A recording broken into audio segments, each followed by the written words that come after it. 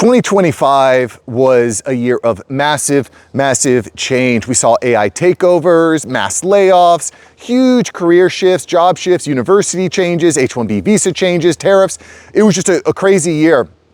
But in today's video, I want to share some of the major changes that I've experienced over 2025, how AI has impacted my life, some big personal changes, professional changes, how I see 2026 as being maybe one of the most transformative years in my life personally. And I just want you to take a moment and go into the comments and leave something that happened to you in 2025 that was maybe unexpected, maybe a big surprise for the year, a big change or big surprise, because let's face it, change is scary. Change is very, very scary. And the reality is that we are probably living through one of the most massive transformational times in human history. I believe that, and if you're here on the channel, you likely believe that as well. Even in the video today, I'm gonna share some personal numbers from the YouTube channel, which has just exploded, 10x growth over the past year, so we'll cover that as well. Regardless, I wanna start by just highlighting on the biggest change, the most unexpected change of the year, which was moving. Me and my family, we changed cities, we changed home, we bought a new home, we changed schools, and that was completely unexpected. We were not expecting to do that during the beginning of the year, but we had to move. The home we were staying in was being sold, and we had to completely relocate. Unfortunately, the cost of living where we were living before was completely out of control. We were in South Florida, Broward County, and the cost of homes was immense. I mean, to get a home for me and my two kids and my wife that was gonna be reasonable, over $1 million. That doesn't even take into account the taxes, which would have been probably 10,000 plus for the year. That doesn't take into account insurance, which would have probably been another maybe $6,000 a year. That doesn't take into account the mortgage loan cost, which at the time were around 7% for a loan. It was nightmarish. It was really bad. So we ended up moving. Oh, also put that on the fact that in South Florida, in Broward, all the homes are older. So you're getting a home that's 40 years old, let's say.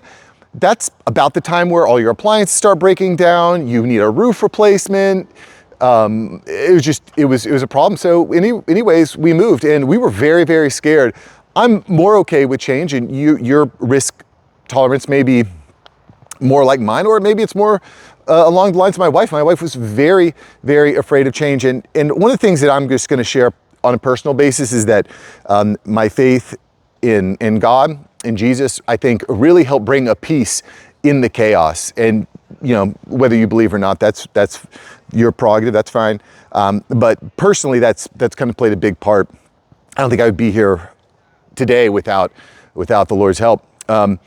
But I just want to share a quick story. One of the things that we were unsure about when moving to this new area was my wife's job. My wife had a good job. She's a teacher. She was very happy in her previous position. She was getting paid well. She was getting some seniority. And moving to a new area, finding a new place for her to work was kind of a scary thing. So I had ended up lining up a tour of 7 of the best schools in the area for her to potentially teach at. And before we started the day, she was again very nervous, very concerned. She said, I don't know, I could move somewhere without knowing anyone or without having a good job lined up. So what's gonna happen? So I lined up these 7 in. Before we started that day, we prayed, we said, God, if this is where you want, we're not sure where to go. We're not sure what to do. If this is where you want us, please make it clear to us. Please light our path. We started the day, and by the end of the day, I remember we walked into one school and a teacher was there that she had known from a previous school, and she was like, oh, hey, Joanna, it's so good to see you. Blah, blah. It was really kind of special, and she was kind of welcomed with open arms. But guys, by the end of the day, she had gotten offers from 7 of the top schools in the area. And from that moment on, we knew it was the right fit. So the rest is history. And listen, change is very scary. That was a scary moment for us, but I'm glad we're here. I'm very happy with where we're at. Another major shift was in our finances. This isn't a major shift. This is something I've done pretty consistently, but we maxed out our Roth IRAs for the year. The government puts a limit on that for a reason, because because your interest is grown tax deferred. And I don't know where I'm gonna be at 60, but I'm gonna want that tax deferred growth. So we maxed out a 401k, those Roth IRAs this year, which was good. I also started a new habit, which I'm very happy and pleased that I did, which is investing a little bit every day on the stock market, just saying, oh, this stock looks interesting, that stock looks interesting. And so I just invest $10 a day, nothing big. It's the cost of maybe half a burrito at Chipotle, if you guys know what I mean. We covered what's happening with Chipotle, by the way. I'll post a link to that video here. It's insane. Their stock has cratered 45% over the year, and the cost of a burrito is immense. Anyway, I just invest $10 a day on Robinhood. And by the way, I'll put a link in the comments if you want to invest with me on Robinhood. I've been very happy with it. My investments have grown 10% over the year. Although interestingly enough, my crypto investments are down 15% over the year. Now, I'm not a day trader. I just want to feel more connected to the stock market. I want to be investing. I want to kind of have a closer understanding of what's happening there. I think that's important for me personally in the both short term and long term, but I think it also helps me to be more in tune with the videos that we're covering. We're talking about huge data center projects. We're talking about hundreds of billions of dollars being moved around, and understanding what's happening in the stock market, I think, is important. Regardless, if you guys want to join me on Robinhood, you can click the link below. If you use my link, I get $10 of free stock, and you get $10 of free stock. So anyway, it's a good way to get started if you're not investing. Check out Robinhood. But regardless, that's something that we're doing. From a health standpoint, I've always been fairly active as we move into this next section. But one of the things that was interesting at the beginning of the year, my wife has been saying, I want a Peloton. I'll work out more often if I had a Peloton. If we had a Peloton in my house, I'd work out. Peloton. Eventually, we came and said, okay, for Christmas last year, got her a Peloton. Could I tell you that she hasn't used that thing in 10 months? She's probably gotten on it 15 times. Regardless, I found that I actually like the Peloton. It's a good way for me to break up the day. I get on the Peloton, I push, I get a nice sweat in. So that has been pretty good for me. Also, just recently got mountain bikes for my two children. And we're in this new area. There's tons of mountain bike trails around. So we're just gonna go camping and mountain biking. And guys, I think it's really important for all my dads out there that we get away from the tablets. We unplug the televisions. We give our kids a chance to get uncomfortable. I think that there's a lot of value in being uncomfortable. That's where the growth comes. You don't get a diamond by massaging. You get a diamond by creating great pressure. So at any rate, I'm excited about that from a health standpoint. AI was, again, a huge focus of mine this year. And I probably need to record an entire video on this, but we did some cool things. This was the first year that I got into vibe coding. I vibe coded an app. It ended up being way more complicated, the app that I was looking at, but I think this year I'll probably dive deeper into vibe coding and try to find some ways of generating additional streams of income through that. I built my first AI agent and started using AI agents to perform tasks, which was pretty cool. For some of my clients, I got deeper into creating answer engine optimization through ChatGPT, helping clients make sure that they can be found in ChatGPT. If someone goes to ChatGPT and types in a question, your business pops up. And for one of my clients, we've seen a pretty significant increase, about 8 to 10 times more references and more click-throughs from ChatGPT, which is cool. Very evolving. I'm not going to get into that in this video, but getting deeper into ChatGPT and LLM search has been a big focus. It started generating AI videos, which I think is really cool. There's a lot of AI slop out there, so I haven't dove in quite as heavy as I want to. I just have not done a lot of video editing this year personally. That was kind of a change. In the past, I would do a lot of video editing, but I found that video editing is time consuming. I don't love it, and the return on investment isn't huge. So anyway, maybe I'll get back into that, but AI videos I think are a big deal. Okay, let's talk about income streams. I know why you guys are here. You guys want to learn how to make more money. And I think that, and stay relevant, respected, and financially free, guys. So income streams I think are really important. And I think this is becoming a common thread and something I'm going to probably going to be one of the core themes of the channel moving forward, is moving away from being an employee to taking ownership of your income by being either an employer or a contractor, just changing the way that we think about work. Because if there's one thing that we've seen, it's that jobs are not promised, whether it's AI replacing you or offshoring to other countries for reduced labor costs, entire industries being upended, problems being solved in different ways. And the reality is we need to embrace change, but I think we also need to get away from, I work at this company. It needs to be, this is the problem I solve. And that's the way I kind of see income streams happening. So I just want to kind of, again, go back and start at the beginning here because I started the year really gung-ho about podcast production. You know, if you're new here, that's kind of how I was able to empower myself to leave my job, was podcast production. I produced podcasts for small business owners. That was kind of my ideal audience. You know, I'd help them get them launched. I put systems in place. I would do all the editing for them. I had a team at a time of about nearly a dozen people producing podcasts, running social media, running YouTube, writing blogs, that sort of thing. And that was where I really started the year. And you know, AI really shifted the way that business model operates. Sure, it really helped to increase margins in a way. We were able to get more done, but it also increased the expectations of clients because, you know, for example, one of the platforms that I really recommend to clients who are starting podcasts was Riverside. They can record in Riverside. My team would go in, we would download the video, we would edit them, we'd repurpose them and all that. Well, now in Riverside, after you record a video, it will make clips for you automatically. It will do all the basic pre-editing for you. It'll write blogs, descriptions, show notes. So all this stuff that we were getting paid to do before, well, now Riverside was doing it. So it ended up kind of being like, well, why would customers pay me for this? And you know, the reality is that clients would pay me because they wanted more leads for their business. I was serving small business owners. They pay me because they wanted more leads. And the reality is, and I'm gonna put this out there, guys, I've been preaching this, that if you're starting a podcast to generate leads, you should really rethink what you're doing. You know, there are much faster, more effective ways to generate leads than starting a podcast. And I'm not gonna turn this into, you know, me explaining what I've learned over the past nearly decade of podcasts. But the reality is that it's a very expensive, time-consuming, and you know, most business owners, when they start a podcast, they don't understand the amount of time, effort, the amount of learning that's required. You know, and the reality is, some people have the ability to be successful at podcasts. Some people just don't, and it's really hard. It's what I would consider a saturated market. So anyway, what I did at that time is I said, well, I don't really want to serve small business owners and launch shows. I had a couple failed launches where the business owner just, like, you know, they'd pay me 60% up front and then they would fall off the map, or they couldn't figure out how to hook up their USB mic, or whatever the reason was, you know. And I realized, like, that's my fault. If someone's going to pay me money to get a show launched, I felt like I needed to be a part of that. So in addition, I'm paying tons of people for all this different production.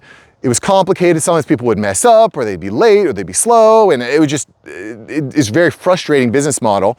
So what I said at the time was, well, maybe I'll just focus on helping bigger shows, bigger price points. Instead of maybe charging $1,200 a month for production, I'll charge $4,000 a month for production. I'll just give these additional benefits. And so I was able to pick up a couple clients doing that. But the problem was this. I quickly found out that there's a fakeness problem in media that is larger than I kind of assumed. And what these guys were doing, good guys, by the way, but what they were doing was they were paying for fake downloads and then going to sponsors and selling these large sponsorship spots. You know, they would go to an advertiser and say, hey, we got 1 million downloads on our podcast last month. Do you want to sponsor it? And then the sponsors would come in, but the numbers didn't track. At the end of the day, if you're generating leads, you need to track the leads, you need UTM parameters, you need conversion rates, you need customer acquisition cost calculations, you need return on investment, you need to understand the lifetime value of each customer and where they come from, and et cetera, et cetera.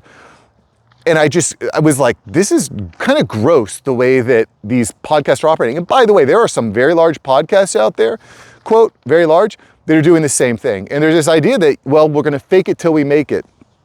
And I don't wanna make this video all about that, but it just became something I wasn't excited about. And I ended up dropping those 2 accounts, kind of a mutual just agreement. And then the next thing that I found, and I really want to touch on this for a moment here. I know I'm going a little bit long, guys. Thanks for staying with me. If you're here, type in the comments below, like, subscribe. But I want to drill down on this for a moment, this idea of change, because one of the things that can happen when you start your own business, or when you leave your job and you go out on your own, is you can become really married to an idea. You can become really married to the problem that you're going to solve. You're going to become really married to maybe some of the clients that you have, some of the customers that you have. But here's the problem, guys. At least in my experience, your first idea is probably not going to be your best idea. You're going to learn a lot. There's going to be problems with your business model. There's going to be problems with your ideal customer profile. But because you're so married to the idea, you have a hard time changing. You have a hard time changing. I'll give you a perfect example. I had a client that I was doing work for, a great guy. He had a good business, and we're doing podcast production for him. We're doing a lot, social media management, podcast production, YouTube, newsletter, blog. We were doing a lot for him. And what ended up happening was there was a scope creep in the work. But I was so married to this guy and his business because it was a pretty decent percentage of my revenue. But what I realized when I really got in and got in the weeds on it was, A, there were a lot of headaches because I was managing a bunch of people to try to produce, A, and B, it was not profitable. It was not profitable. I was putting all this time and all this effort to maybe break even, in some cases maybe even going negative.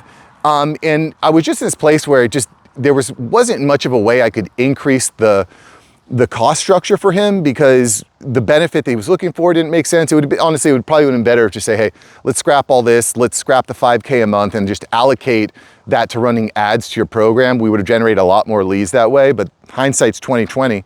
The point I'm trying to make here is that in 2026, don't get too married to your ideas. Don't get too married to it. Be afraid to fail. I know it's embarrassing. I know it hurts. I know it's scary. But what ends up happening is when one door closes, another door opens. And what I found is that I'm ending the year with far less clients than I started the year, but I am way more profitable. I'm paying myself double what I was in the beginning of the year, and the company is way, way more profitable. I'm just making, I'm putting more money in into the business. I've reduced a ton of expenses. The revenue is comparable, maybe even a little bit lower, but the profitability is far, far higher, which at the end of the day is what it's about. So it was scary. Losing some of those clients was kind of scary, but what it did is it opened doors. And now at this point, I have several nice streams of income. And if one stream of income goes down, I have other streams of income to lean on.